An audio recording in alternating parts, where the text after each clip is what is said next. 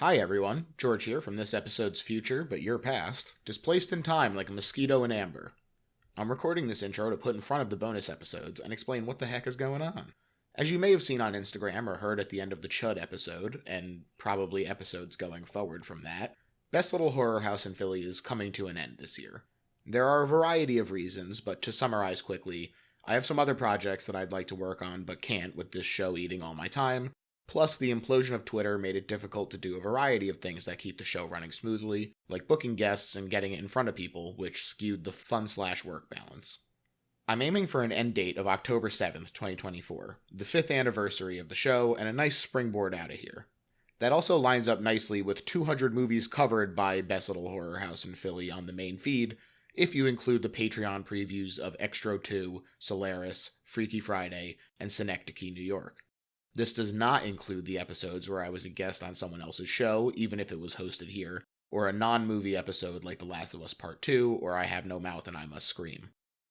But I also don't want the rest of the bonus episodes to languish behind the paywall forever, or even just vanish. They got a lot of work put into them too, and so many great guests generously gave of their time that it just wouldn't be fair to them either.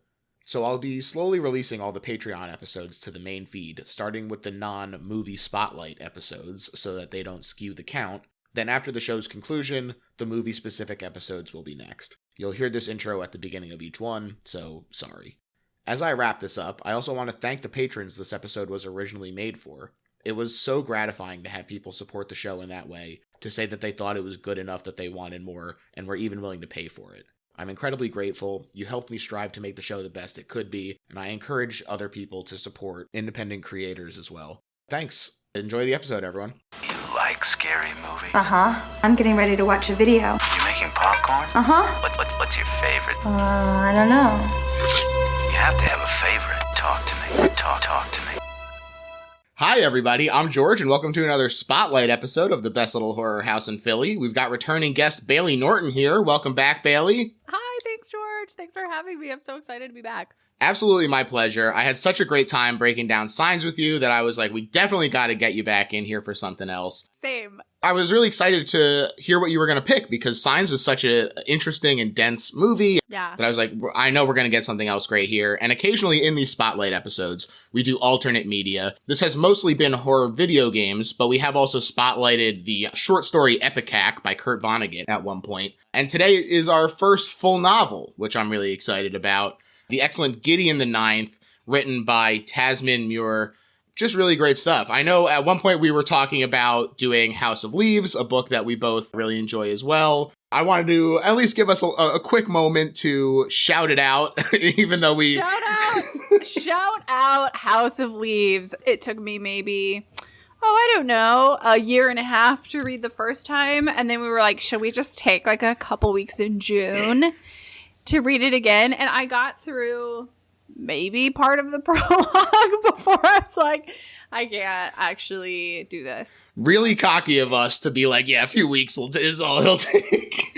It's so funny, the hubris to think that because you did something once, you could do it again better and quicker. It's like, but there was no way. I was like, this book is enormous. It's way too complicated. It's so long, and it's mostly footnotes. Yeah.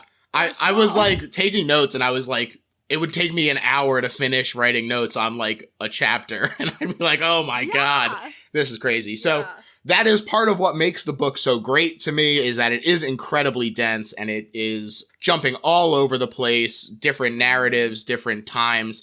But it makes it very difficult not only to make a movie, as people talk about, but to even cover it for this podcast, it turns out. Yeah, so. It really can only exist in the media that it is contained in. Exactly.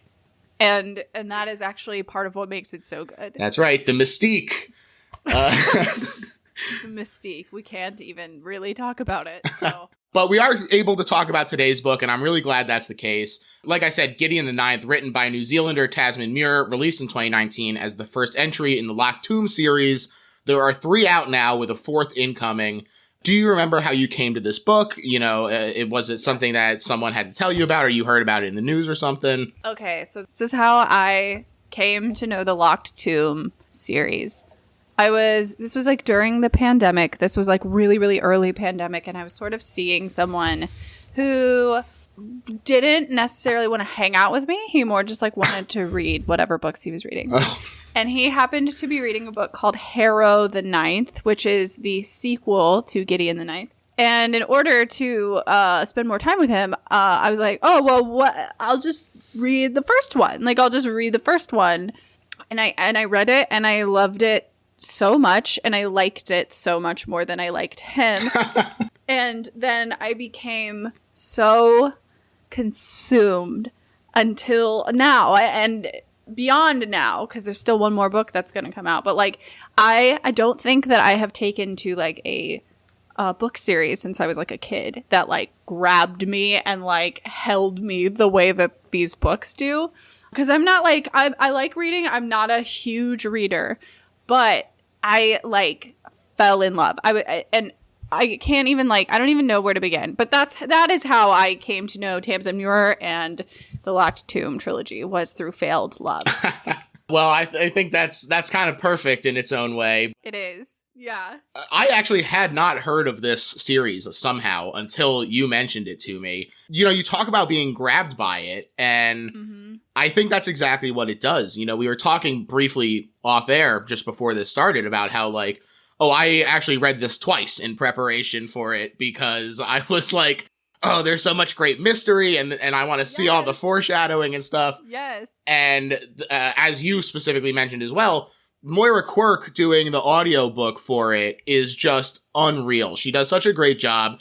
Her range of character voices is incredible. A lot of characters in these books, and she I can see all of them, and she brings them to life in like such a spectacular way. It is like I read the first two like on my own, and then I was like, oh, I drive a lot in LA, like it'd be nice to just like, I like the story, like I'd love to listen to them. And I fell in love with these books like in such a different way because of Moira Quirk's acting and voice acting abilities. And by the way, reading out loud in itself, not easy to do in any sort of captivating way. And the way that she reads and the characters and the voices, like she is just like beyond phenomenal. It's so good. Absolutely. There are moments too where it's the like direction, if you want to call it that, is not in the text, but the way that she interprets dialogue between two characters brings so much depth to those characters, and the way that they have an interiority that Gideon, as our narrator, is not privy to. Yes, that's a great point. She somehow paints a scene even more than Tamsyn wrote it. And it's like so entertaining, so good. Definitely. Like, art. Yeah. Yeah. Muir herself has been into writing since she was a youth. She talked about fan fiction about shows like Samurai Pizza Cats, which is a very funny thing to consider. There was a good quote from her interview with Locus magazine where she said, "I wrote a lot of fan fiction, though I didn't know it was called that at the time. I'd read a book or watch a show, and I'd want to write about the main character dying horribly." Not in a horror way. I wanted it to be very sad. Oh, yeah. They die in a really banal way, like being hit by a car. That is so fucking crazy. Dude, this woman is... I love her. What a fucking weirdo she is. Yeah. Like, what a psycho in a great way. I am like, obsessed with her. It's so funny. She said that she would write 5 Post-it notes of agonizing death, and that continued up to her teenage years when she found fan fiction for real and posted stories for fun on the internet. That was great because the internet is so mean. You're going to get honest feedback about anything you write, which is, of course, accurate as to people who put stuff out on the internet. So yeah. Oh my God. People love to talk about stuff that you do. Yeah. It's like, yeah, I can't imagine the type of feedback that she gets, not only being like a woman who writes in a very like male dominated genre, but makes it about gay women primarily, and like takes it a step above that, makes it very compelling and interesting about gay women. It's just, And she's weird. And she's from New Zealand. She's a little Kiwi. Like, I can't imagine the kind of flack that she gets, but like, I love her for it. And I'm sure it like feeds her in some way, you know? Definitely. I mean, that's got to forge you in fire. Yeah. And a lot of people look down and dismiss fan fiction. And I think that even having to work through that as like people sort of not taking her seriously as a writer because of sort of the medium she was working in is incredibly patronizing and terrible. And and I absolutely admire her, you know, continuing to work through it and get to this point. Same. I mean, and also like writing fan fiction or whatever, writing in the voice of another person is such a skill, and I think it is very patronizing and like sort of misogynistic to write it off as like not art or like not like no talent. I mean, I remember in like creative writing classes in college, like we would have to emulate another writer and write something in their voice. That's fan fiction. Sure. What is a spec script if not fan fiction? Yeah, bitch, you can get jobs off of fan fiction, you fucking guy. Like, I don't know. Yeah, brilliant. Absolutely. Hard to do well. And she does it well. That's right. And she has specifically been into fantasy and horror since she was a youth as well, saying, oh, horror is wonderful. I like to think that science fiction and fantasy are where we examine the boundaries of our existence, and that horror is where we examine the boundaries of our id. Unlike the other two genres, horror is where I get obsessed with the technicals. I love watching and reading and playing a good horror story and watching the creator do something and being all, God, that was incredible. How can I backwards engineer that? I've never gotten over that skin-crawling, creepy feeling from my earliest days of reading Stephen King at way too young an age, and I love it. I love the science of trying to conjure specific meat reactions in my reader. I guess it's the same reason someone might really love erotica as a genre, except it seems to me there are a minimum of skeletons in erotica. I hope nobody corrects me here. I want to go on living with that as my understanding. God, that's awesome. She's so good. And this not being obsessed with the technicals, I think, does reveal itself in the world building. You know, she has talked about it supporting the story that she wants to tell instead of the reverse, which I find pretty interesting and honestly pretty refreshing, especially for fantasy, because it gives things a little bit of like a loose feeling that lets you fill in some of the gaps instead of, oh, you fucking idiot, you forgot a battle from 200 years ago between the Targaryens and the Dornish. Like, yeah, it evolves naturally instead of being the starting place. And I really appreciate the way that it does feel natural in the book. It totally does. Whatever it's based on in her head, like there's no, she makes the world right in front of you. You have no idea going in what this is going to be like. And even the blurb on the back of the cover says like lesbian necromancers in space. That's not even such a sliver tip of the iceberg. Yeah. That's not even close to what this is. Mm-hmm. You know what I mean? But it's like yeah, I mean, she just really paints a picture over time in such a digestible way. Mm-hmm. She somehow like includes memes in her writing, and it's still such high quality writing. Like it's still it's beautiful, it's well written, and it's so accessible, and it's like fuck yeah. Yeah, absolutely. And, you know, you think about the influences. She's talked about it being deeply inspired by H.P. Lovecraft, but she also was specifically trying to subvert those influences in a lot of ways. She said, I wish I could say that I wanted to inspire a new generation of writers to play around in Lovecraft's hideous geometries without Howard's more tedious, hideous geometries, but that would be me covering up my main motivation, which is that I loved Lovecraft's cosmology, and I would have loved it more had Asenath Waite skateboarded from place to place. Okay, that's not quite true either. Lovecraft doesn't work if you don't take the crawling evil and transmissive rot totally seriously, but so much of Lovecraft is so good, and all of his guys are the same guy. And I wanted to fundamentally prove my pet theory that Lovecraft is improved rather than ruined if character and comedy come into it. And I think that that is exactly what she has proved, that these elements that are comedic make the turns into horror that much more shocking. The elements that are horrific are bolstered by bringing that comedy in, exactly like she says.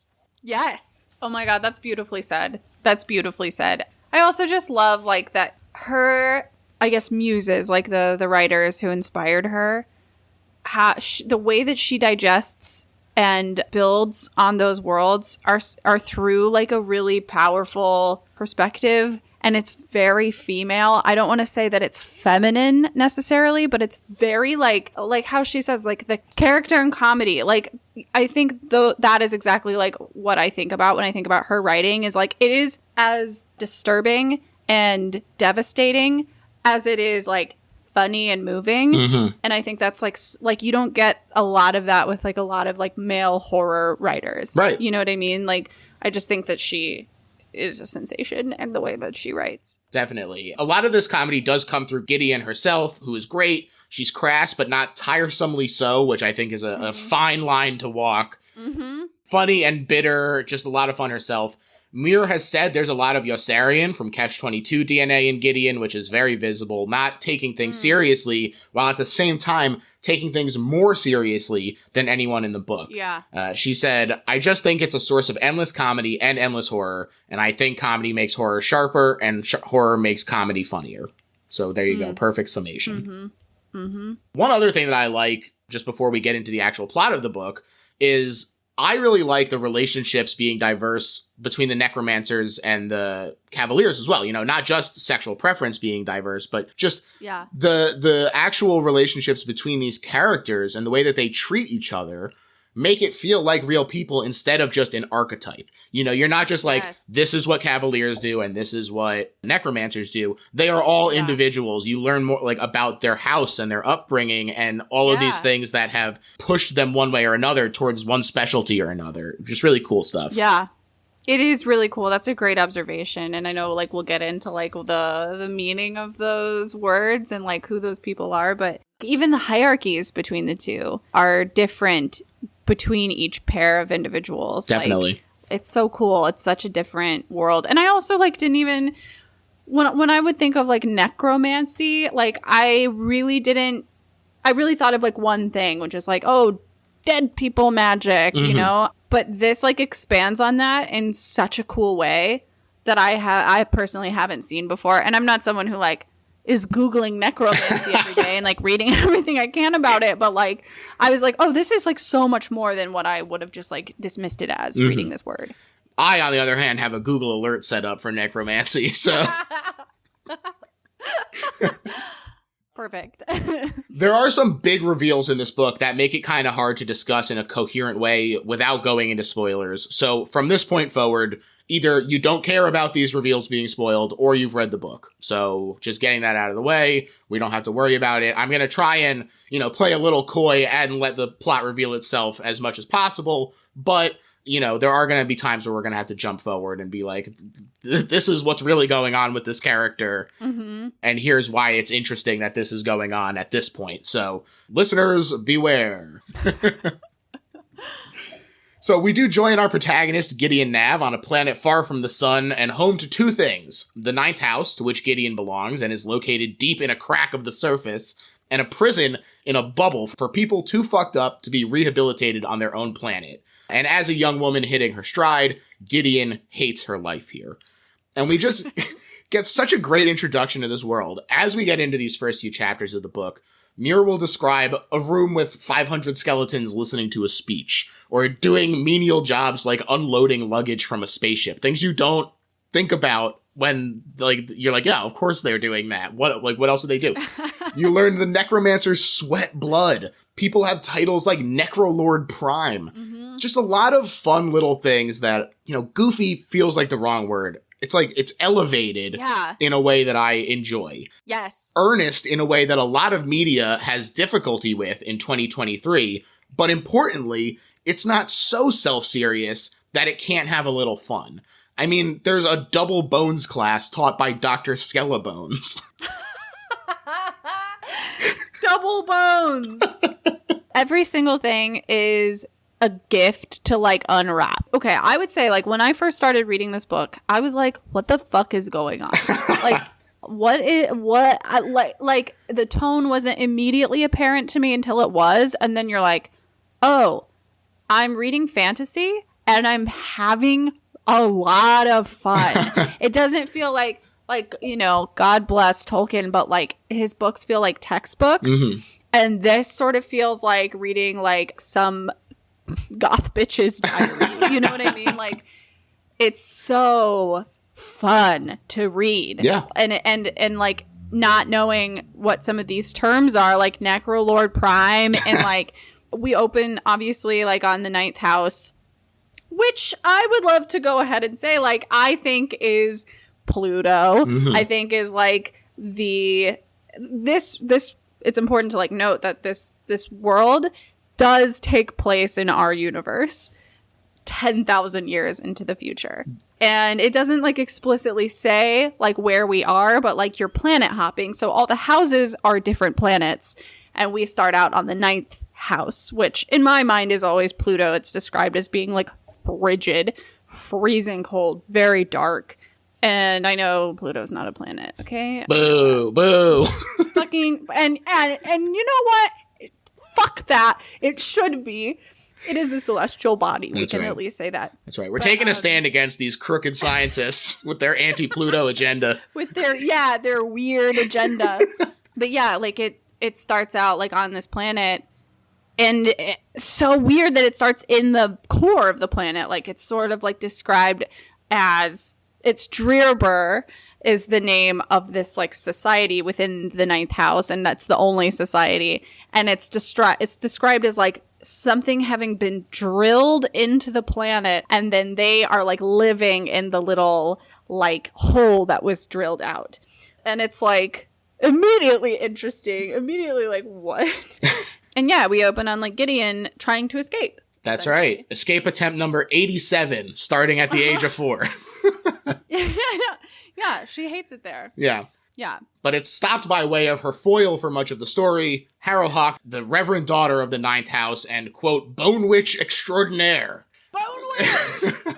You feel so immediately steeped in their relationship. You know, Gideon is much more of an act now, think later sort of person, whereas Harrowhawk has so thoroughly plotted out the possibilities that she spent all night hiding a bone trap in the landing zone for exactly this situation. Yes. She's also been puppeteering her dead parents around, which is weird, and she does call Gideon Griddle, which is like the perfect level of diminishing to be like insanely annoying without actually being aggressive. Yeah, it's not like mean, but it is like, that's not her name. Yeah. They get you early enough to put you in Gideon's shoes and on her side as you're like, wow, this lady is so fucking annoying already. Like, yeah, it's really great. There's a funny quote, too, to describe Harrowhawk. Reverend daughter Harrowhawk and Onegesimus had pretty much cornered the market on wearing black and sneering. It comprised 100% of her personality. They just make such a funny, like, jock-goth pairing, but also the jock is still kind of a goth, too.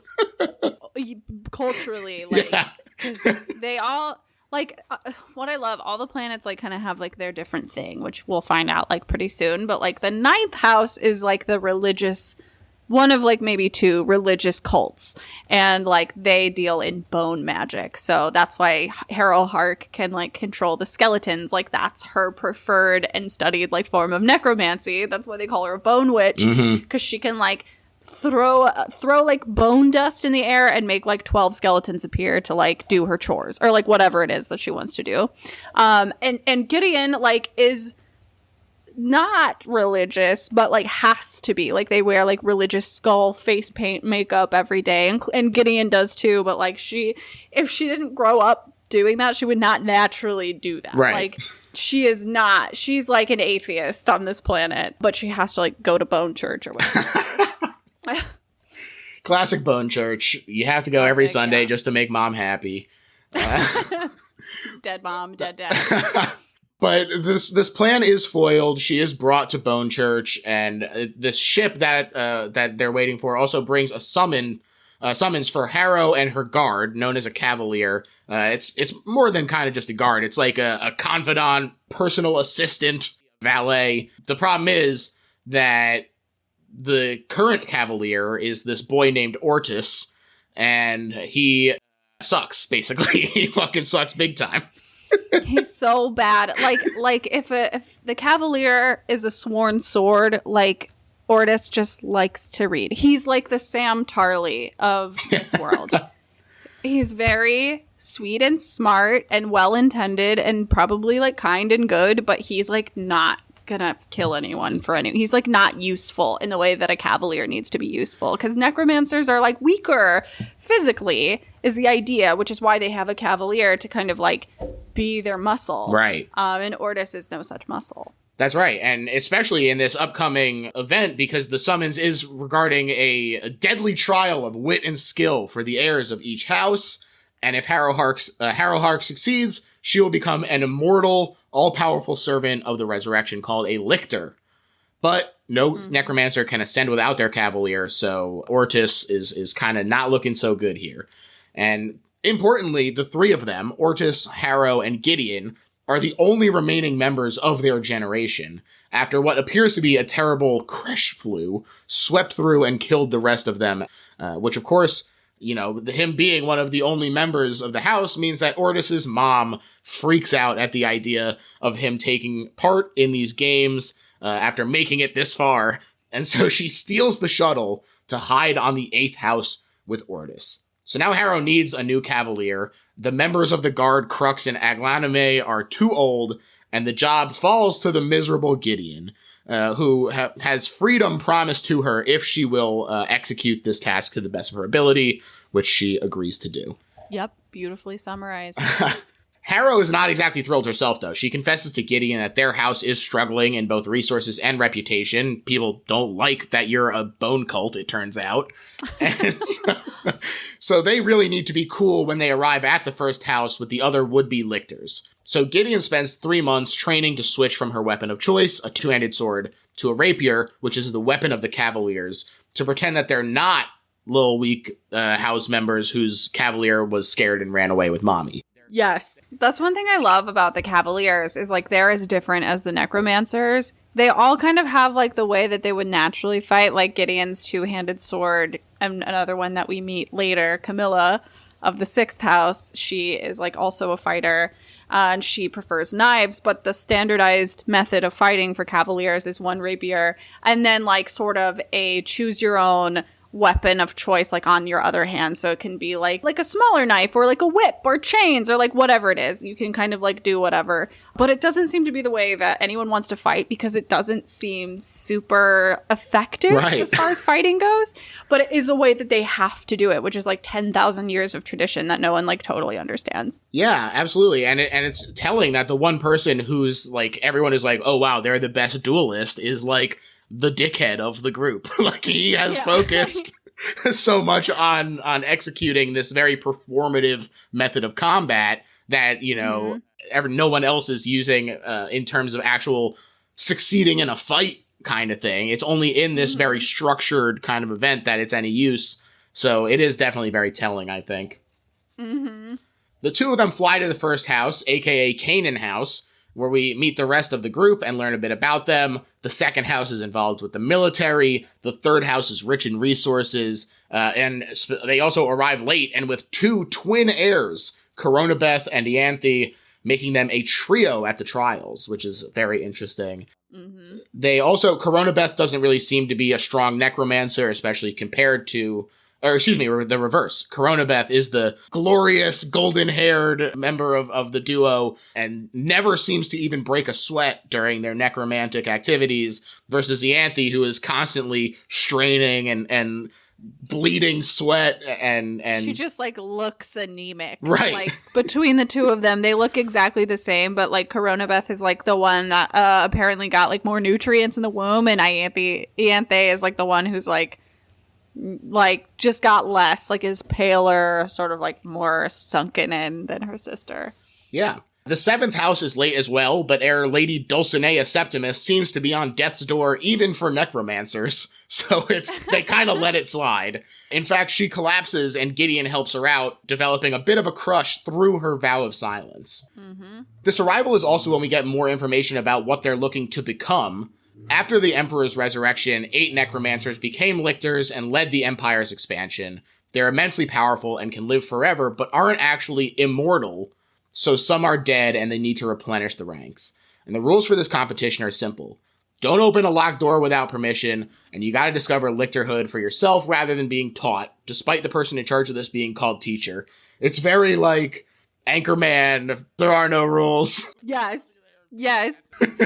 It's like so interesting because like at this point in the book, you're like, okay, so this is going to be like a competition. And I think that they think that, but they're not given any parameters literally at all, except for don't open doors unless you have permission. And here's like one key.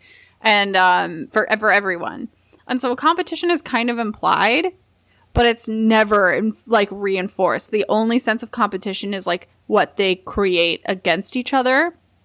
And it's really fascinating because you, as the reader, have no fucking idea why they're there or what the prize is or what the point is. Right. Like you don't know. And then it's like so intentional that you don't know. Yeah. There's definitely also like a Saw 2, John Kramer, like all you had to do was work together and you all could have survived. Yeah. It's so funny that they're all just like, no one trusts each other. Alliances are really, really slow to be created, if ever. And it's really fascinating how all of these characters sort of like take this challenge that has no rules in this place that is so... Canaan House, by the way, completely covered in water. The planet is completely covered in water except for like this little laboratory that they're in. And it's like slightly above the sea, but everything else is like complete water. So it's not like they can escape. Yeah. I love way later on when teacher is like, I hate the sea. And Gideon is like, what the fuck are you doing here then? And he's like, isn't it a pisser? Yeah, he's like, it is dumb. Yeah. It is dumb that I live here. Definitely. I also laughed a lot at this first dinner that they have together where one of them like drinks tea and it's their first time having a hot drink. So they just like choke on it and they're like, what the fuck is this? Yeah. Yeah. Just a funny little detail. It's so good. Harrow, though, goes off on her lonesome to work on this challenge. She basically leaves Gideon to her own devices over the next few days. She does wind up at a sparring match between the Cavaliers where, while wearing her sunglasses the whole time like a badass, she quickly defeats Magnus, the representative of the Fifth House, who is married to their heir, Abigail. He's not really a very good Cavalier, so not everyone is impressed, but enough people are to cause a stir. So likable. Yes. He's so charming. Like Magnus the Fifth is like everybody's friend. He's so like non-threatening and he like can like do his job well enough that it's like fine, but he's like not gonna hurt anyone. And so people like kind of gravitate towards him because he's so incredibly likable and like not a scary fighter. That's right. And then on the other hand, we have Naberius, the Cavalier for the Twins of the Third House, who demands next up against Gideon here. Naberius is like the Jaime Lannister of the Cavaliers. He's hot. He's great at fighting. He's like the best at it. And he's very like by the book. Like he's very practically skilled. That's right. He's like really talented. This is the one I was referring to. He's the pro duelist, basically. He taunts Gideon the entire time. He keeps her at range and then disarms her. And as a duelist, Naberius assumes this is the end, but as a brawler, Gideon takes the chance to punch him in the chest really, really hard. Gideon does not know what she's doing, and she is also so good at what she's doing. Yeah. She like is so much more about like rather than like tradition and honoring tradition and fighting honorably, she just wants to win. That's and right. She will. Because something I love about Gideon is like the boy I would have a crush on, except for she's a woman. She's like really, really tall. She's really strong. She like in her spare time does push-ups for fun. She's like hot. She's like a hot, red-headed, funny fighter. And she's like so crush-worthy, I think. Definitely. And everyone is very impressed by this. You know, the match is called for Naberius, but he freaks out because of the late hit and lack of decorum. And they have to just like stop sparring altogether. And everyone is like, well, in a real fight, Gideon would have won. And it's like, yeah, you're fucking right. Yeah. She does continue to kill time, mostly alone, but occasionally doing tasks for Dulcinea since she's so weak, while Harrow continues to self-isolate for her studies. This presents a bit of a problem, though, when she doesn't show up to their rooms and Gideon has no idea where to find her. I also love the line when Gideon is hanging out with Dulcinea and thinks back to her comic books where, quote, none of these adepts had heart diseases, and a lot of them had necromantically uncharacteristic cleavage. Yes. Yes. I also, like, I get it. If I were dying, I would talk about it a lot. But in book form, it's just funny for me for Dulcinea to be like, oh yeah, I'm fucking dying, by the way, every conversation. And it's cool because, like, so the way, there's science behind the way that the necromancy works. Like, there's, and I can't remember which is which, but there's thalergy and thanergy. I think thanergy is the death energy. Yes. Okay. So basically the concept is that when something near you dies, it releases energy that you can harness and use. And the reason that Dulcinea in the 7th house is so powerful is because Dulcinea is constantly dying, so she's like generating her own death energy in her own body all of the time, and it makes for like an incredibly powerful necromancer. And so that's why she's like bragging about it. Right. She has like a certain type of cancer, I think, which is like so Tamsyn, like fanfic, let's make our characters die of cancer. I feel like I read so much Harry Potter fan fiction that was like, Hermione has leukemia. No! And it's like, what the fuck? But she actually wrote it in there, and it makes sense, and it makes sense in the world, and it like works so well. Yeah, and Dulcinea is like, Moira Quirk has her sounds almost like Alice in Wonderland. She's like, oh, everything's so wonderful, even though I'm dying. It's not crazy. I do like it. This is a thing that happens in the 7th house. It runs in the family. They, in fact, cultivate it. But there's a moment where she talks about how, like, if they could freeze you when you were mostly cancer and just a little bit woman, they would. And, spoiler alert, by ascending to lictorhood, that's, like, exactly what happened to her. Is she gets frozen into this state of intense power because she is on death's door for 10,000 years. Mm-hmm. Also, at this point in the book, like, because like their tradition is 10,000 years long and it has like very little context, like there's not a lot, like there are spaceships, but there's not like, no one's like texting each other, you know what I mean? There's not like the internet, like no one has access to information as far as like what a lictor actually is, or like who the emperor actually is, because there's God, there's a God, and he is the emperor of this like star system, basically. Right. But at this point, there's just like lore, and they're like, oh, the lictor is the emperor's hands and gestures, and that's like kind of all they know, and it feels very like religious, but without any sort of like real context or like practical context. So you can't like, no one like knows what this means, but they know that it's powerful, and yeah, and that's what they want to become, but they don't understand at all what it is. Also, they do like legitimately worship the emperor as God. So like when he's like, I want you to become lictors, they're like, great, that's what we want too then. And he does this by like sending them a letter. Like it's important to note that God is alive and well. Like he's an actual person around. That's right. A lot more convenient than a burning bush, I'll tell you that. Yeah.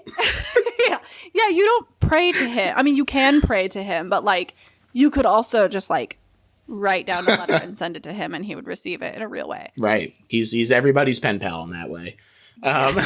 While searching for Harrow, Gideon stumbles across the 6th house, examining a hatch, and startled, Camilla attacks her, but the cavalier for the 7th house, Palamedes, manages to calm them down to tell Gideon that Harrow's blood is all over, and she's seemingly down this hatch in the facility. Yeah, Harrow's missing. Where is she? And because they have blood sweat, Gideon kind of like knows, like, okay, well, she's not well. Like, there's a puddle of blood. I know it's Harrow's blood. I don't know where Harrow is. She's been gone for like days and days and days. And then, yeah, oh my God, we get to meet Camilla and Palamedes, who are just such integral characters in this book series.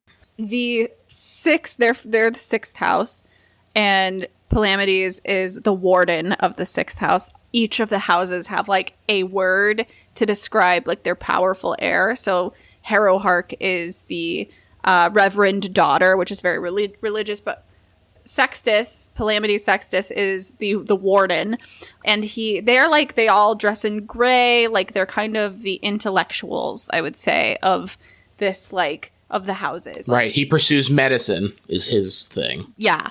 They're like doctors, and like he and Camilla are such a cool team, and you kind of like get to meet them here, but you're not sure how you feel about them just yet because they're clearly like powerful and up to something. Yeah, you talk about how these alliances are slow to form, and I think that the way that they are kind of dripped out feels very authentic in a way that, like, yeah, they have been just dropped into this competition. They don't know what to expect. A lot of them don't know anything about the others except the reputation of their houses and stuff. Mm-hmm. It's easy to understand why they might be reluctant to join. They're not going to be kumbaya right away. Right. They head in, they find Harrow severely wounded in some kind of crazy bone cocoon thing, which is a great image. So fun. But she's weak enough that Gideon has to carry her back. She had been trying to solve these challenges alone and couldn't do it. I also love the line describing her path down. She, quote, descended the stairwell like an avenging necro-Santa.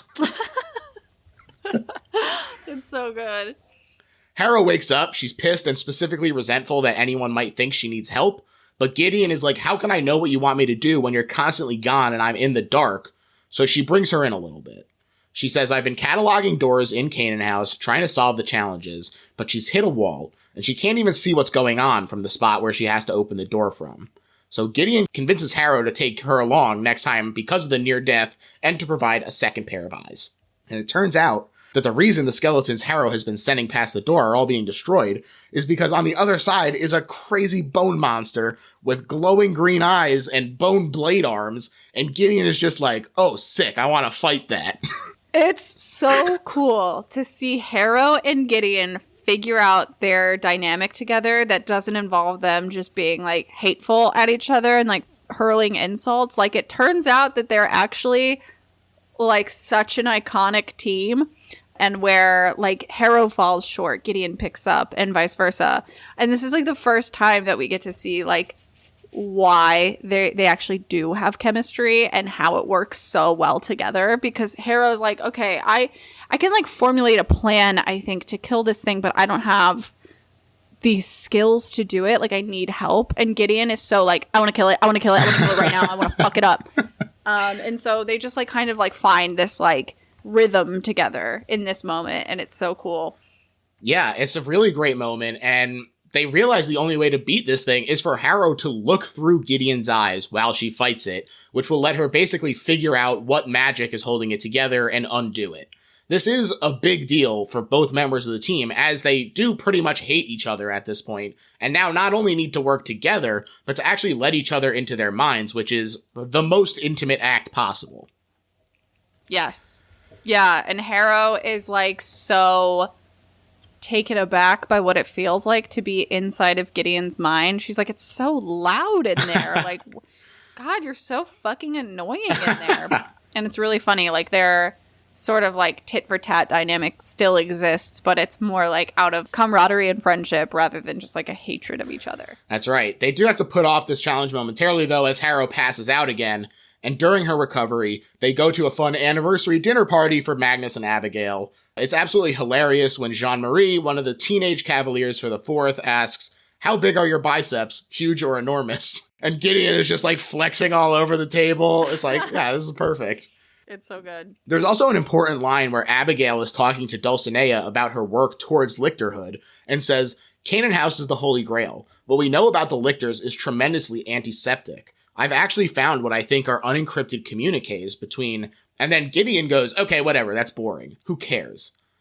But now that people know the progress she's made, dominoes are starting to fall. This is such a funny thing that Muir does to like lay the groundwork and then have the main character go, that's probably not important. Yeah. Yeah, it's so fucking relatable. Like for me, like, I don't know, as someone who's like easily distracted and more interested in like the shiny fun things going on rather than like the details that actually matter that seem a little like more boring, like it's so relatable to be like, and I don't care, and you're not going to find out because unfortunately like this story is from my perspective and I'm not fucking interested in this thing that is so important. Like, you just it's so like the rereads are so frustrating. You're like, wait, this is a clue, I never saw that this was a clue before. Yeah, it's really wonderful. Harrow is miserable and awkward at the party. There's a really funny line. As Harrow smoldered with hatred, Gideon began to enjoy herself.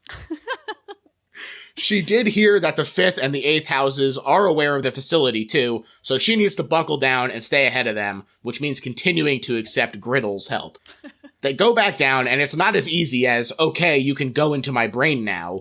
Integration is difficult and painful. But it does happen, and after successfully dismantling the bone thing, they are one red key and one complemented swordplay richer, something that Gideon has a tough time reckoning with. I believe the quote of her response is, oomph. Yeah. This is pretty delightful, not only because it's funny, but also because it does show the beginnings of this rivals to lovers element that the book sort of luxuriates in. You know, we saw Gideon enjoying the attention from Jean-Marie and playing along with it, flexing and everything. But when the tension has dropped because of a shared goal, and then she gets the compliment from someone whose opinion means much more, brain shut down. Mm-hmm. It's also a swift reversal of a fantasy that Gideon explicitly had at the beginning, where she was sent off to the military and wins a bunch of medals and prize money from a victory with them, and Harrow hears about it and goes, turns out Griddle could swing a sword after all. And now here she is, fantasy fulfilled, but with none of the distance to allow disassociation from the emotions of it. That's such a good point, George. Like, she thinks that she wants all of this closeness, but, like, something about Gideon is that she's, like, never had anyone in her life ever. Like, she's an orphan who crash landed on this planet, and no one in her entire life has ever shown her, like, any nurturing, except for maybe her, like, sword master, Iglamine, who, like, taught her how to fight. But, like, Harrow is her only peer, and that was her enemy. So, like, Gideon doesn't know how to process things with other people. Like, she doesn't have experience with that at all. And so when she's, like, feeling these, like, really big, I would say, like bursts of, like, this bonding chemical, it feels, like, very uncomfortable for her. And I think that she's like, a classic avoidant attachment. Yeah, and, you know, it feels like this tension between them is exhausting. And they both clearly get more done without it. But it's all they know how to do after years of it. And so they are sort of trying to have to feel out this new relationship. We've seen that Gideon expects cruelty from Harrow, which makes it even more tragic later on when we see that keeping her at arm's length was partially her own fucked up way of trying to spare Gideon the challenges that she was facing, born out of guilt. Yes. Yeah. Their delight in success, though, doesn't last long, because on the way back, they find the corpses of Abigail and Magnus at the foot of the ladder. Oh my god. Okay, this is the point in the book where I go, let's fucking go. This book is awesome. Like, this was the moment where I was like, oh, something is happening here that is beyond what I thought it was. Like, you know that they have, like, this sense of competition. They're like, well, I want to be the first one to collect all the keys. And, like, you think that's what the book is going to be. And then, like, two people end up, like, very dead in, like, such a gruesome, horrifying way. So quick, too. So quick. And it was just their anniversary dinner that they were hosting. And then, like, 10 minutes later, after the dinner ends, their corpses are found at the bottom of, like, this hatch. And it's like, everyone is shocked. And no one knows who did it. Turns out the 11th year anniversary gift is death. Bum, bum, bum. Yeah, it is, like, shocking, though, because we just saw everyone. Everyone was just at the dinner. So it's, like, almost like well, okay, how are we going to do this? Is it going to be, like, an Agatha Christie and then there were none? Or, like, how is this going to go? But it's, like, really at this point, you're like, I can't see any of these people doing it because every single person is, like, investigating, using their own particular necromantic expertise to, like, investigate the death. Even as far as, like, this, like, mysterious eighth house who are, like, the, like, real occult freaks, soul magic, try to, like, go into the afterlife, so to speak, and, like, pull their souls back to figure out what happened, and they can't find them. And it's like everyone's truly doing their part in a really cool way to, like, see what happened here, and no one can find out. Yeah, I love it. I mean, when it turns into a murder mystery, they're just right up my alley. Absolutely. Yep. Although teacher makes sure to specify possibly not murder, since that's, quote, something done by the living. Great, ominous. Yeah. Yeah, the game is afoot. They all do their necromantic tricks. They're summoning soul spirits. They use this soul battery, as you say, the eighth one. This is pretty distasteful to the rest of the necromancers. Dulcinea screams and collapses. Her cavalier, Protesilaus, I think I got that, maybe not. Protesilaus, yeah. Punches Silas. And teacher arrives to go, please stop sucking souls and get these damn corpses up here. The trials have to continue, and so Gideon and Harrow use their new key to discover a weird little study. There's a lab that Harrow goes to check out, while Gideon finds a photo of people with their faces scribbled out. That's never a good sign.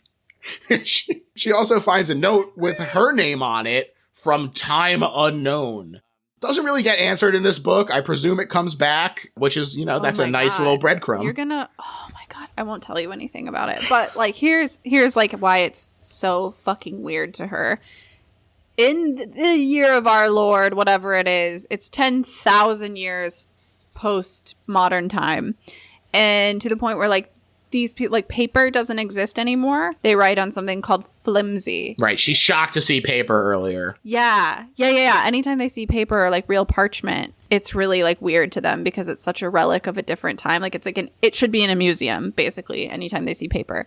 They write on something called flimsy, which is made of like stone or bone. It's like an alternative type of paper. But the note that she finds that has the name Gideon on it, her name is paper, and she's like, what the fuck? And then she kind of just doesn't say anything, and she puts it in her pocket. That's right. The experiment was related to transference of spirit, and Harrow finds the theorem behind it, as well as learning to make her skeletons regenerate like the construct that they fought, so they retreat to their room in success. Gideon also opens up to Harrow about her grieving Magnus, specifically saying that even through a vow of silence, he treated her as less of a stranger than Harrow does. So she says, I'm gonna earn your trust, we're in this together, it's a really great exchange. Harrow says, I need you to trust me, and Gideon says, I need you to be trustworthy. Mm-hmm. Boom. Mm-hmm. Great summation of where they're at as characters right now. Yeah, because Harrowhark really went into this whole challenge thinking that Gideon was only going to be there for looks, like for show, and that Harrow was going to complete this by herself and just kind of needed everything to be kosher. So she brought along a cavalier so that no one suspected that she was doing it by herself. And this is the moment where she's like, oh, I can't do this by myself. Like, I think she kind of already knew that because of the first challenge, but she's like, we actually not only have to like help each other, like we have to trust each other. And it's like another part where you're like, yes, finally get on the same page. That's right. Dulcinea pulls up. She asks to team up because she physically can't do the next trial. And although she's pretty uninterested, Harrow does accept, nominally so that they don't make the same offer to Palamides. I also was kind of like, I wonder if it's because of Gideon's affection for them and she's trying to sort of extend an olive branch. It is funny, though, that shortly we'll find out she already did make the same offer to him and he said no. Yeah. At this point, you kind of are like, you find out, especially more later, but Palamides has kind of figured out what's going on here and what the price is to achieve lictorhood, and he wants no part of it. And he hasn't told anyone else yet, but he's like dropped out of the challenges for moral reasons. Yeah. The next trial is the Evulsion trial, a field of decay, and the only way past it is basically to do the soul siphoning that they were just warned about. Harrow warns Gideon about the agony she's in for, but because she asked instead of demanding, Gideon agrees without hesitance. It is indeed agonizing. Dulcinea helps Gideon stay awake and tries to soothe her while Harrow gets the key and returns, sees what happened to her cavalier, and in fear and shock, calls her Gideon instead of Griddle, which is followed by the following funny paragraph. Ha ha, says Gideon. First time you didn't call me Griddle, and died. Well, passed out. It's so good. Yeah, but it says she died, and it's like this. It's one of the moments, like, when you read good romance that isn't just, like, I would say that there's very little sexual tension in any of these books, but there is, like, love. You know what I mean? And this is one of the, like, heart fluttery, like, oh my God, she called her real name instead of this, like, instead of Griddle, this, like, mean insult name that she came up with. It's, like, a very nice moment. Yeah, very Mr. Darcy, you know? We're getting Pride and Prejudice out here. It's the hand flex of this sort of world. That's right. Yeah. So when she wakes up in Dulcinea's arms with the necromancer extremely impressed at the strength she's shown, Harrow is even more brusque than usual and pulls Gideon out of there immediately. On the way out, Harrow asks, why did you want to become a lictor? And eventually Dulcinea says, I didn't want to die. Pretty interesting use of the past tense for both of them, considering who Dulcinea actually is. Mm-hmm. And Harrow tells Gideon in private that she doesn't like the seventh. And of course, on first read, we're like, ooh, jealous. Yeah. We're like, wow, why not, girl? Yeah. And then you find, That's right. She is jealous. She is jealous. She is jealous, but that's not the only emotion going on, at least. No. There's a lot.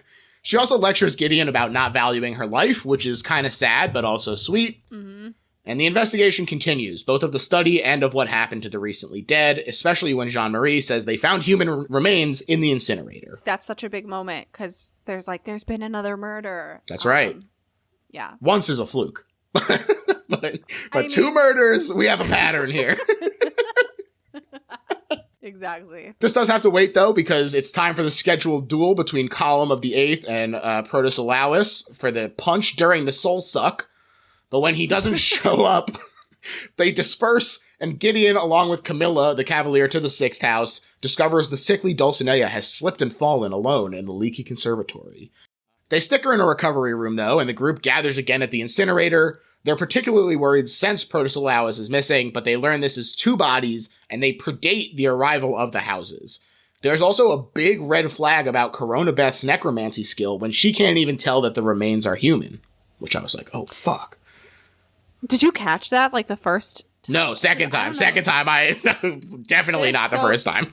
Yeah, me neither. I was just like, oh yeah, well, she is in shock. Mm-hmm. She's kind of one of the more emotional, social necromancers, and yeah, it is so interesting to note that in a reread, because it's oh, there are signs the whole time. Yeah. Silas has Dulcinea's key now, and the second house is well, we're going to collect all the keys we can, and challenges Camilla to a duel for the key that the sixth house has. The group is divided, though notably Ianthe of the second house, considered to be, like we said, the fairly weak necromancer compared to Coronabeth, is eager for this fight to take place, stopping Coronabeth's intervention of having Nibirius fight on their behalf.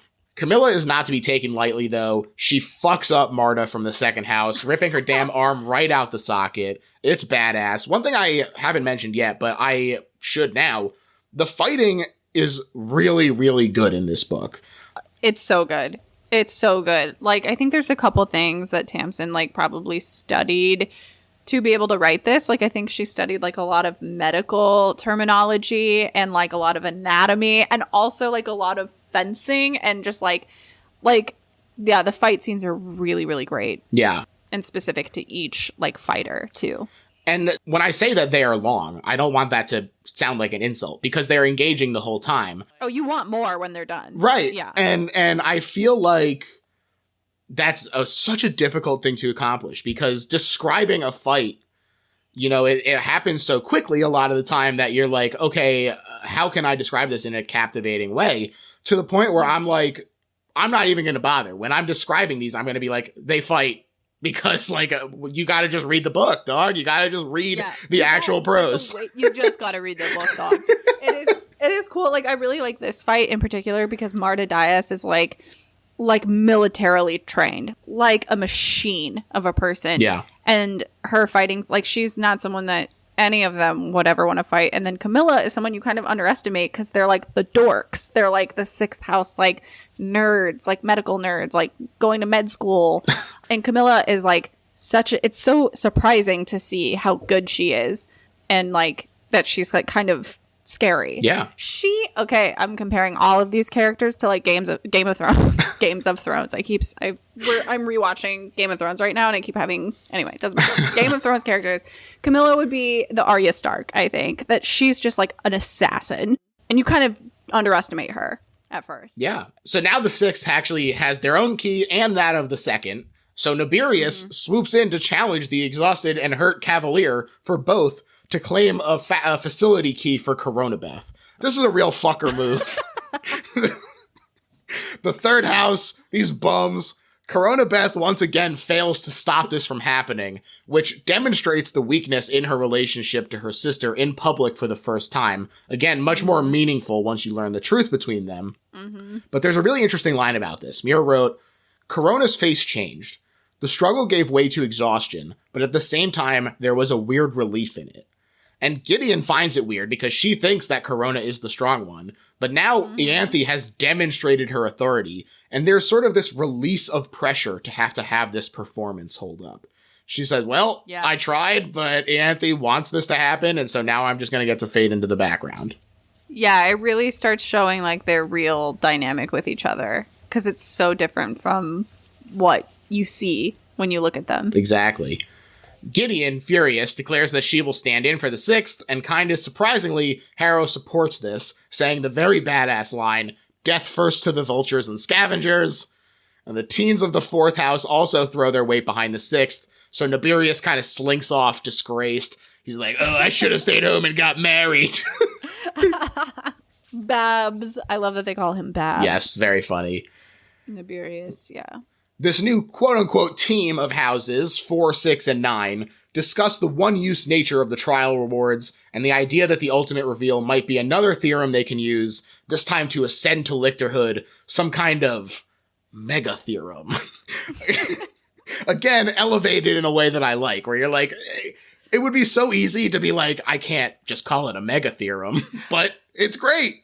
But you can, and you do, and it makes sense. And that's like one of the ways that this book is so accessible, because like the things that are being talked about are not uncomplicated. You know what I mean? Like it's actually incredibly complicated, but the way that she says them, it's just like she'll say things like thingy. Yeah. You know what I mean? Like it's the mega theorem thingy or whatever. Like and it's so like, oh yeah, you don't have to like totally be immersed in like the vernacular here to understand what's going on, and I think she keeps it in mind as she's writing it. And that's what makes Gideon such a great empathy vehicle for us. You know, she is a fish out of water. She's been training for 3 months. That's the only exposure she has to this lifestyle. It's definitely a perfect way for us to be like, yeah, I don't know what the fuck's going on either, Gideon. Yeah, totally. Like if you missed some stuff, that's fine, because so did the protagonist. Yeah. Yeah. They decide to split up. Classic blunder, with Harrow, Calamities, and Camilla off to make sure Dulcinea doesn't get murdered too, while Gideon and the teens go searching for a cavalier. Before she leaves, though, Gideon is stoked at Harrow's support and gives her a big hug with this. She says, "Thanks for backing me up, my midnight haggette," says Gideon, placing her back down. Harrow had not struggled, but gone limp, like a prey animal feigning death. She had the same glassy 1,000-yard stare and stilled breathing. Gideon belatedly wished to be exploded, but reminded herself to act cool. "I appreciate it, my crepuscular queen. It was good. You were good." It's so cute. They're like so bad. I don't even know if like I would call what they're doing flirting at this point. It's like the first time that they're being even remotely cordial to each other. It feels like so activating. It's the interaction itself is nothing, but the way you feel about it is like a passionate kiss. Yeah. And it's really it's so fun the way that she writes the two of them. Definitely. While exploring, they find another giant bone construct, and Isaac, the necromancer of the teen pair, tries to deconstruct the theorems and gets promptly, brutally stabbed through the gut like a damn kebab. Murdered. He dies. Yeah. It's sad. It's like, you're like, they're not going to kill the kids. And then Tamsyn's like, I'm going to kill the kids. That's what you fucking think. That's what you fucking think. They're dead. Jean-Marie takes this poorly, as you can imagine, and she has to get dragged by Gideon to the study in the Evulsion trial room. After all, she's got the only key to this hidden room, so it should be safe, right? Wrong! Fucking wrong! Gideon dozes off. She's got her security sunglasses on. She wakes up to find Jean-Marie has been dispatched too. There's a message in blood on the walls that says "Sweet Dreams." This was so fucking crazy to me. You know, I had been really enjoying myself up to this point, but I'll say that this was the point that really fucking hooked me. Because we go from our, like, we got our murder to make this a locked room mystery, but the trials still seems to be kind of the awesome, dangerous thing that's going to be the majority of this. Once you start getting these other murders and they start stacking up, you start going, is anyone going to be alive to finish these trials? Like, is this... It's so, like, it becomes secondary. Starts completely falling apart in a way that you don't expect because it doesn't make sense with what's been set up. Mm-hmm. And it's like, whoever you might guess is, like, killing everyone is probably dead. Right. And it's so, you're just, like, so fucking confused at this point as to what's happening. It is very gripping. Yeah, great reveal, shocking, awesome end to Act 3. Mm-hmm. Gideon finds solace in the company of Dulcinea, and who can blame poor Griddle for looking for a little sympathy after Harrow is furious? Dulcinea does give this to her, along with an interesting allusion to the Emperor being the only one who can grasp at the dead. Then they discuss her sickness and the seventh house's exploitation of it. A walking energy generator. If they could figure out some way to stop you when you're mostly Cancer and just a little bit woman, they would, like we said. What a great line, yeah. There's also another really great description in here that is just maybe the most like rancidly evocative sentence in the book for me, where Muir says Dulcinea's lungs sound like custard in an air conditioner. Disgusting. Way too descriptive. Yeah. It is good because you're like, oh, ew. Push it. Push it. Make it even grosser. They do also discuss the lictorial phrase, one flesh, one end. It's not just lictorial, although it is evocative of that once you understand what it means. But it is also a cavalier and necromancer thing that they say when they become linked. It's the pledge. Gideon and Dulcinea are holding hands when Palamides walks in. He sees this and excuses himself, which embarrasses Gideon in a really funny way. And so she leaves and on her way out runs into Silas, who reveals he's spoken to the woman that escaped the Ninth at the beginning of the story and set all this in motion. Ortis's mom. That's right. That's exactly right. Sister Glorica. Great name. Such a good name. Really, really good. He invites Gideon to tea for a big reveal of what he knows, and Gideon is basically like, no, I actually am not interested, and just goes to bed. It's like, that's another part where it's like, oh, you're okay, the author is setting us up here to understand more about the story, and then fucking the protagonist is like, I don't care about this. And then you don't learn about what's happening. And it's so funny. I've never seen anyone do that in a book before. Be like, you could know, but the protagonist is too stupid, so you won't. The 6th and 9th team up to pick a lock that was jammed with perpetually regenerating bone putty. Awesome phrase. In return for all the notes that Palamides has taken on the theorems, and even the powerful Harrow can't clear it alone, she has to soul siphon Gideon again. There's a nice moment where Gideon thinks her reluctance is because Harrow doesn't want to need this screw up, but we know she doesn't want to put Gideon in danger. This is a really dangerous thing that she's doing, and she does feel bad about, Gideon's very existence, basically. So yeah. And to make up for this sacrifice of Gideon being put in danger, Palamides reveals everything he knows. That there are 7 keys found, 3 with him, 3 with the 8th, and the 9th key. But 1 is still missing. And when Palamides reveals that Gideon was with Dulcinea as he leaves, Harrow blows up. She forbids her to visit. She says Dulcinea is dangerous. She also says, let the dead reclaim the dead, which to me implies she's onto the big plot at this point already. This is where you start seeing that she is onto it. And their traded jabs make things much worse. They cut to the core. Gideon says she hates Harrow and always will, while Harrow goes Mad Men style, I don't think about you at all. Oh, yeah, she really John Hams it up, and it's very funny. It is. It also calls back to Gideon's initial escape attempt, where they basically say the same thing. And she also says that you're not part of the equation. I'm the one being tested, and we don't need you. The quicker Septimus dies, the better we'll all be. And on the way out, she snaps, take a nap, which is the fucking rudest. Good Lord. I love it. It's like, yeah, this is how women fight each other. They tell each other to take a nap, and it's actually very mean. It's actually, it hurts a lot to do that. It hurt to read it, so... Yeah. This drives Gideon to the 8th, where Silas reveals that he actually spoke to the ghost of Ortis's mom, Glorica, because the shuttle exploded mid-route from a bomb, and her ghost got launched back to her home planet of the 8th. Very funny image, Hilarious. This space ghost. It's so fucking funny that this, shuttle that Gideon was going to plan her escape on in the very beginning is, got, a bomb threat happened to it, and, everyone on it exploded. It is very... Yeah. That part is a good reveal. Definitely. Silas also starts asking about the death of Gideon's baby peers, which confuses her, but he basically sums things up saying, your house killed all those kids, and there's a moral imperative to not becoming a lictor, so he needs to take Gideon's keys. Colum the Cavalier wasn't part of this plan to ambush Gideon, though, and he gives a little speech about how he's been trained to become just a tool for the necromancer, but his honor is still his. And so Gideon is like, okay, you guys figure this out. I'm out of here.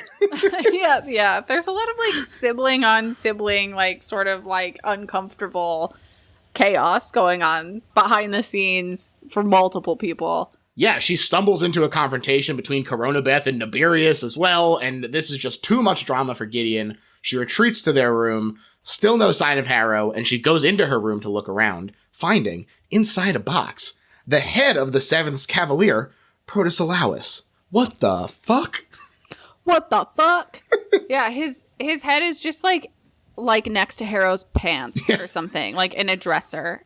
And she's like, okay, did Harrow kill this guy? Like, is Harrow the one killing all of these people? It's kind of like what we're thinking. Yeah, how high does this go? Is Harrow behind it all along?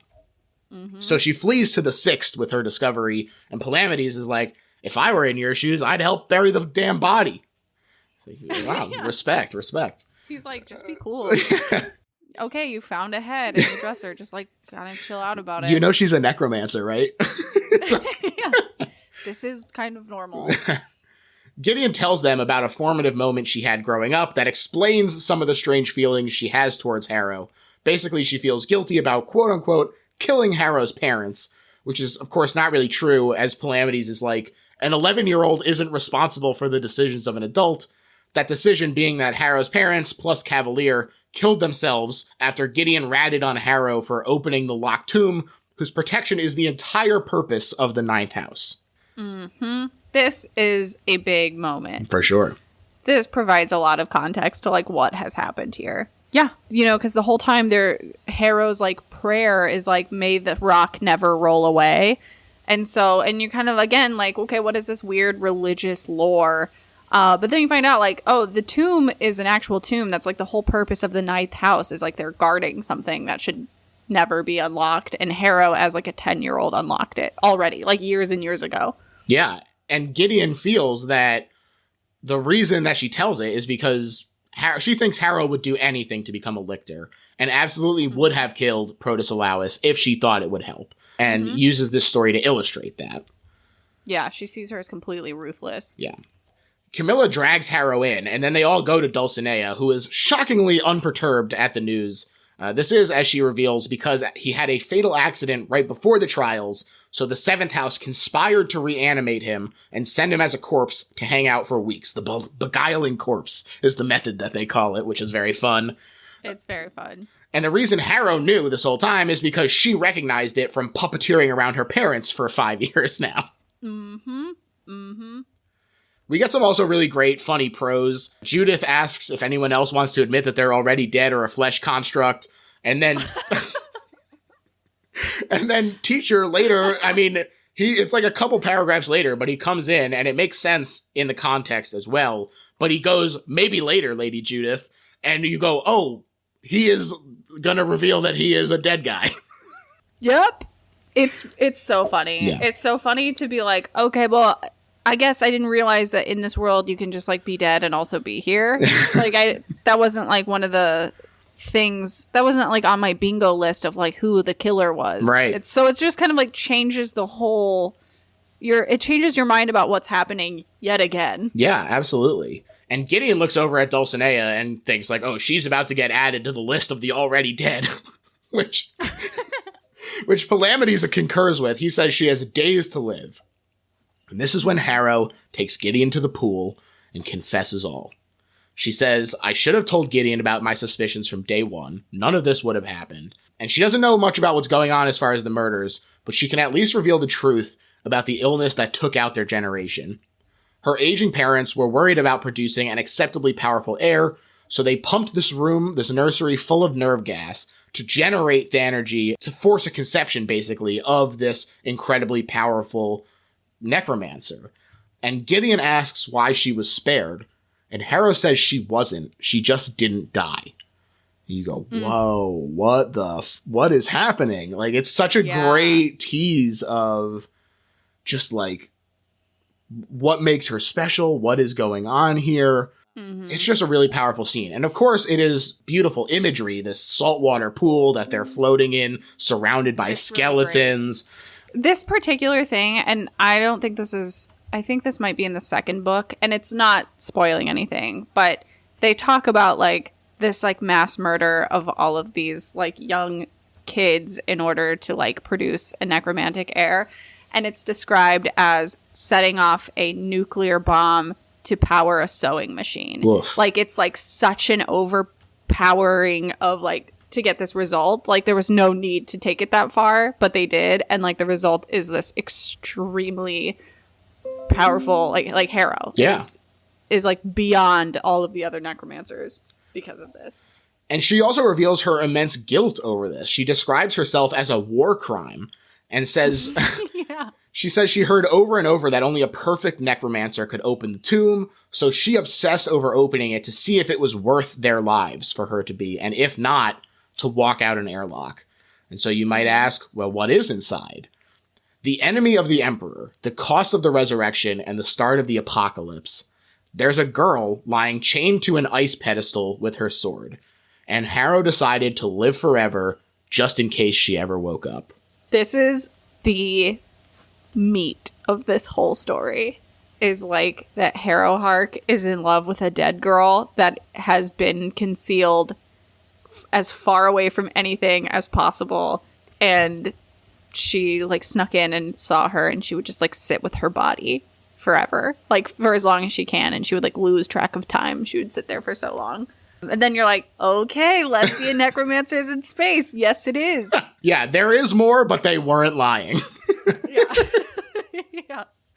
It is powerful stuff. Gideon is touched about Harrow opening up. She confesses, "You are my only friend. I am undone without you." And they hug. So sad. It really is. They hug and repeat that Cavalier Necromancer pledge to one another in the pool. One flesh, one end, bitch. That's what she says. One flesh, one end, bitch. That's really what sets these books aside from other, like, sci-fi fantasy books, is, like, the word bitch is used so frequently in such a meme-y way. It's, like, it's so good. It was really funny. She also promises that if anything happens to Harrow, she'll return to the Ninth to protect that tomb and the, quote, chilly weirdo in her stead. Oh, yeah, Gideon's jealous of this, like, weird dead girl. Of course. I mean, she's fucking dead over there. So. Yeah. Now reaffirmed in their partnership, though, they go investigating the trial rooms again with the Sixth House, finding a picture of Teacher there, looking exactly the same as now. As we said, he is a dead guy, but they don't know that yet. Mm-hmm. They're interrupted by a fire alarm, but there's no fire. There's no smoke. On their way out, the skeletal servants have all crumbled, and they find more corpses. A priest in Dulcinea's room that she says wasn't her, and then another priest and some skeletons piled in front of a door containing a dead but not bloody Teacher, the Cavalier of the Second House, whose skeleton tried to divorce her body, and a not quite dead but nearly there Judith, who is the necromancer of the Second House. Mm-hmm. And she says the Teacher turned aggressive and must have been the killer, but Harrow says he was just a protector of the First House, didn't do it, presumably acted because Judith broke the rules and sent an SOS, but it didn't reach the houses, only the Emperor's ship, and he's coming back to the one place he shouldn't, per Teacher. And he says, one of them has returned. So clearly he knows the truth about what's coming. Ominous. Yes, I wonder how long he knew. If it's something that he just, like, didn't want to interfere with, as he was, like, you know, that was kind of his modus operandi the whole time, or if it was something that he figured out sort of towards the end, once things were, the murders were starting to stack up. It is kind of interesting to be so locked into one person's perspective and just be like, I don't get to know what that person was thinking. Yeah, it is. Teacher is so interesting because, like, once you meet him, you're like, oh, okay, well, this is like sort of just this old man monk who doesn't really know very much, but he's sort of like the caretaker of this weird place. And then at this point, you're kind of like, oh, he was like basically an AI walking around. Like, we don't know how much he could independently think on his own, or like what his, you know, parameters of what he could do were. Like, we don't really know because the beguiling corpse, like, we don't totally understand what that is yet. Yeah. I mean, we see it happen, but we don't know, like, what it means. The Eighth House arrives to say, by the way, the Third House tore open the corpse of Abigail, and the gang discovers it was to get the final missing key that was hidden in there. Again, one of these moments where you're like, they're like, who hid it in there? And you just never find out who did it. And I love it. I love that about it. Yeah. You just don't know. Yeah. They know which door it opens, though, and they head there to find it unlocked, and inside is the phrase painted in foot-high letters on the wall, "You lied to us." They also find what remains of the third house, a crying Coronabeth, a dead Nibirius, and a weirdly reacting Ianthe. Not just mentally strange, although certainly that too, but also physical reactions. She's in pain, she's got like smoking spit and like ecstasy eyes going on, just these huge, frightening pupils that suddenly vanish. Like a different color. Yeah. We see that her eyes are like half of her own. Like her eyes are described as being like violet color, but Nibirius's eyes are described as being like blue with like little specks of like brown oil in them. And we see that her eyes are like kind of changing between these two colors. And she looks like she's like fucked up. She's like a bad mushroom trip or something. It's spooky. It's spooky. Yeah, it's really creepy. She does this big brag sesh. She confesses that her true skill was large-scale energy transferal and that she was actually the powerful necromancer all along, powerful enough to fake it for her sister as well, who has no ability of her own since they were 6. And this makes her the one to comprehend the previously hypothetical megatheorem, which required her to not just use the Cavalier as a battery, but fully suck him into the body. And the steps are as follows for any would-be lictors out there. Preserve the soul. Preserve the soul with memory and intellect intact. Analyze the soul. Remove and absorb it without consuming it in the process. Fix it in place so it can't deteriorate. Incorporate the soul. Make it part of yourself without being overwhelmed. Consume the flesh. Just a drop of blood is enough. Reconstruction. Make the spirit and flesh work together the way they used to. And hook up the cables and get the power flowing. Such a funny one to end on, where it's like so slightly, it's like a metaphor, basically. Like, which is like, okay. Get the power flowing. Yeah. It is so funny. It's like, okay, here are the instructions. Cannibalize another person and then just like kind of make it work. Yeah. And Silas freaks out at this. He declares her a traitor and challenges her. And she agrees. And we realize that Nibirius is literally inside of her. Now she has his skill with the blade, plus her magic, as she fights Column.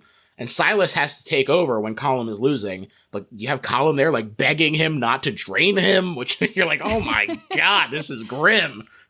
It is, like, very fucked up, and you realize, like, why Palamedes doesn't want to do it, because it would involve killing Camilla, and it, like, you realize, like, why kind of none of them want to do it. I think at this point, Harrow's like, oh, I'm not doing this. Like, this is, like, not really an honor. This is, like, disgusting and a betrayal of your closest friend. And it's, like, really cool because you realize this is why the Cavaliers fight the way they do with such a weird, like, rapier that's very, like, lightweight, because the necromancers have to end up using that and they don't have, a lot of actual muscle. Right. So it has to be like a really accessible, easy to use weapon. And you're like, oh, that's why. Yeah. No one would have known because there haven't been lictors for 10,000 years. Such a great piece of that lore. Like, what a fun thing for them to be like, there was actually a purpose for this weaponry. Just great stuff. Yeah. Yeah, it's not just decorum and tradition. It's like there is a tactical reason that it's like this. Yeah. They're both struggling with their own Cavaliers, as Nibirius is still trying to get the hang of the new body, and Silas is trying to drain power from Column and Ianthe at the same time, but Ianthe's powers are too strong, and while they fight, something possesses Column. His eyes turn black before eventually becoming mouths complete with teeth, and his head does a 180 on his neck before he stabs Silas in the throat. Pretty fucked up. Like, then you're like, okay, Tamsyn, you are a weirdo. Like, you are inspired by all these, like, creepy Lovecraftian things. Yeah. Yeah, they, like, really come to light, and it's really fun. And Ianthe's reaction makes it clear that it's not something she did. Which, again, this is one of those breadcrumbs where I'm like, oh, I want to know more about what's haunting Canaan House now. Like, if it's not her, and the teacher was worried about, like, what's down here, and why can't the Emperor come down here? You're just like, wow, there's something cool going on down here. Yeah. Something is afoot. That's absolutely true. Something is also 3 eyes, or 3 mouths for eyes, so... Yeah. Gideon enters the fray, though, and Ianthe vanishes, snapping Column's neck as she does. Really interesting moment, sort of in the aftermath, where Coronabeth is grieving for the fact that she wasn't the one chosen. She's like, I can't believe that she took Babs instead of me. And you go, wow, this is some really fucked up codependence that was happening here. Yeah, well, because I don't think we talked about this, but, like, when the Cavaliers are kind of, like, sparring in the beginning, it kind of seems like Coronabeth was taking lessons from Babs and like kind of wanted to learn how to be a Cavalier because I think she wanted to be like her sister's teammate, right? Instead of having to contribute nothing the whole time to their partnership. And so, yeah, it is interesting that she's like, why didn't you cannibalize me? I would have been perfect. The 3 remaining members of the team realize that Palamedes has vanished as well. So they go, he must have gone to check on Dulcinea. And Camilla reveals that he's been exchanging letters with her for 12 years, pursued medicine on her behalf, and even asked her to marry him a year before they met here at Canaan House. And this causes Gideon to short circuit once again. She literally lies face down on the floor in a very funny, dramatic fashion. You gotta laugh at it. And she clocks the so tragic as to be absurd lives that they lead. This is the quote. She says, "An 8-year-old writing love letters to a terminally ill teenager. A girl falling in love with the beautiful stiff she'd been conceived solely to look after. A foundling chasing the approval of a house disappointed with her immunity to foundling-killing gas." It is comical to be, before this murder house happened, they were all already, like, completely fucked up. Yeah. She was like, no, we're all just like sad sacks of shit and always have been. Like, got it. Yeah. There was no hope for any of us. That's right.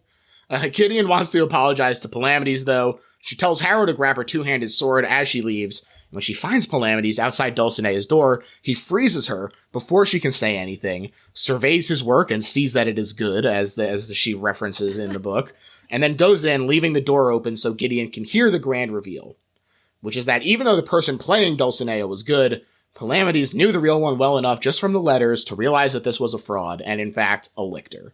She was behind the deaths of not just the 5th, but also Protesilaus and Dulcinea themselves, not because of any of them, but to lure the Emperor into a trap. Yup. What a reveal. That is a big reveal, because then it's so funny, because at this point you're still kind of like you get what's going on, but there's no way you ever could have inferred this at the very beginning. And then you kind of like understand what teacher was saying, like one of them has returned. Important to know there really are only 9 lictors at the beginning of this. Yeah. And they're only, like, for 10,000 years, that's all there have ever been, which is why they're so, like, famous and powerful. And it's really cool to know that Palamedes figured it out and is calling her on it. Yeah, it's badass. He uses this Bond villain style monologue to sneakily advance her blood cancer with necromancy past the point that the Lictorhood cell renewal can handle. Then he explodes himself by releasing all his Thanergy at once. I mean, there's so much going on here. First of all, the idea of him, like, sneakily advancing her illness as a weapon is fucking grim and sick. Yeah, and so smart. And so cool. Yeah. But so, too, is the idea that she has been locked into this on the precipice of death body for thousands of years. She got monkey's pawed as hell, seeking this power because she was scared of dying, and now she's staring it in the face for all this time. Yeah. This releases Gideon, who runs, but the lictor catches up and says, "I'm Cytherea the First, the vengeance of the 10 billion, here to kill the Emperor and burn his houses, which starts with you, ya bum." I added ya bum, but the most of it, but the you rest, wouldn't have known. Yeah. It's very in her voice. That was your own fanfic. That's right. And it worked. Thank you. No, thank you. Camilla, Harrow, and Gideon fight the Lictor and her bone construct, which is like this big spider thing with crazy tentacles and stuff. Gideon and Harrow mind meld to increase their abilities, but it becomes too much for Harrow when she has to quickly make this skeleton arm tower to save Gideon, who got tossed by this beast, and she passes out. Camilla's seemingly victorious throat cut actually does nothing because of Cytherea's regenerative powers, and it's only thanks to Ianthe showing up and surprising them all by running the other Lictor through with her sword that Gideon is able to get Camilla and Harrow to cover. These two Lictors fight. It is literally tearing the surrounding area apart. They are incredibly powerful. The clash is incredible, and it seems like Ianthe has the upper hand. But it winds up just being kind of like a ploy, as Cytherea cuts off Ianthe's arm, uses the Thanergy from her wound to heal up, and, I mean, Ianthe just can't handle this. She can't imagine someone being better than her, even, really, it feels like. Mm-hmm. And she doesn't know, like, one thing about Lictors is that they can regenerate, like, they can heal their bodies.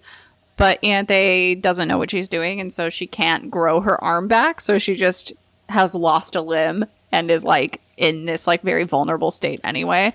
Not only doesn't know what's going on because she's new to it, but also she's talked about how like she had to piece everything together for like getting to this point. And it is a very impressive thing that she did, but it means that she doesn't have all of the minutia of it as well, because she didn't get to look at the theorems. She just had to sort of feel her way through them. So there's definitely a lot going on. Cytherea turns back to our main crew.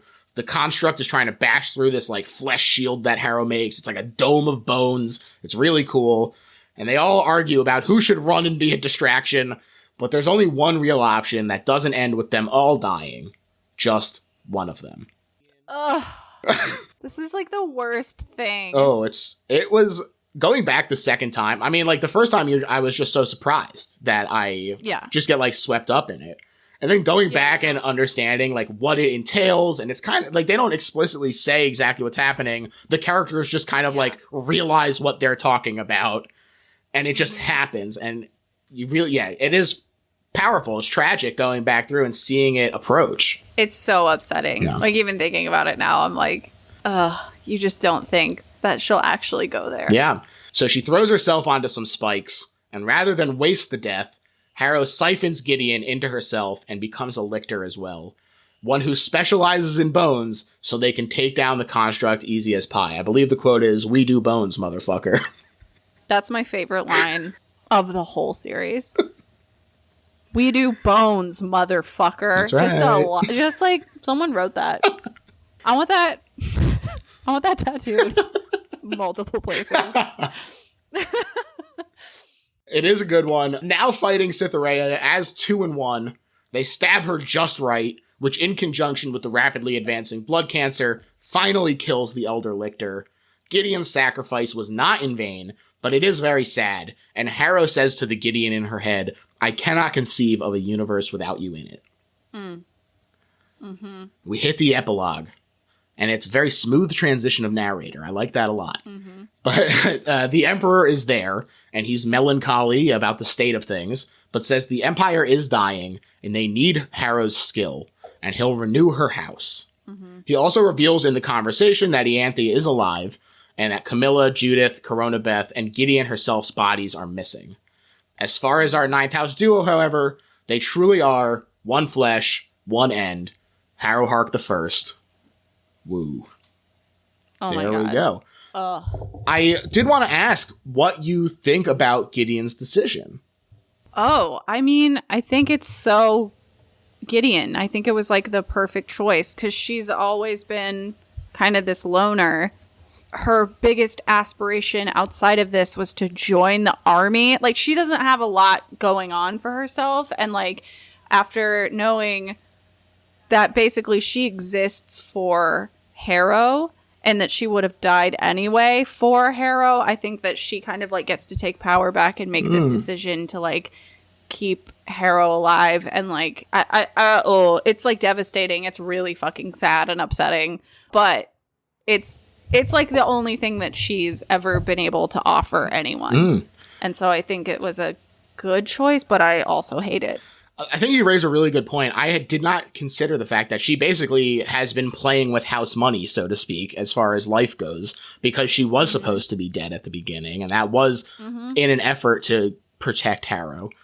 I agree. I think it is kind of the only option there, but it feels so insanely bittersweet to me because after the pool scene, it feels like the implication is that they view each other as equals now, but it also feels like Gideon seems validated in her lack of self-worth because she finds out that Harrow has her chilly weirdo and that she's second best. And after this, she stops sleeping in her own room. She goes in the cavalier bed at the foot of Harrow's nicer one like a dog.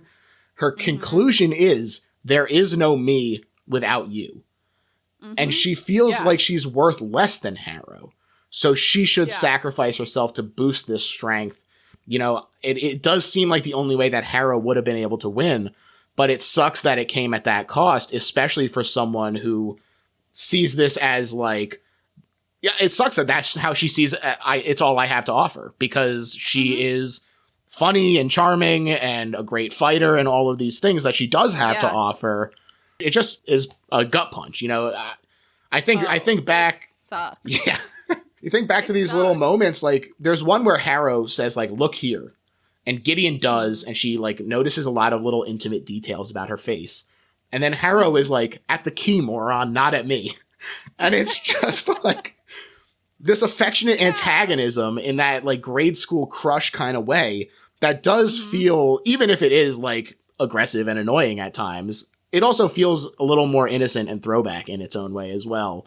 And totally, they feel like because of the situation that they've been brought up in, they're in a little bit of arrested development. You know, just you feel bad about the world that they live in, basically, that put them in this spot, is where I come away with this book from. Yeah. Well, I mean, like Gideon kind of like talks about that, like as you mentioned, she's like, oh wait, all of us are like in such a bad situation. Like the state of all of this is really like, it's not okay. It's really unfair. It's never been good. Like no one is gonna win here. And then I think like she kind of takes that with her to her last decision of like, what is there on the other side of this except for like everyone's just miserable. So I might as well like do the one thing I can do to like save these two people, because she really becomes affectionate with like Camilla too. Yeah. Like, or at least has like a lot of admiration for her, and then like love for Harrow.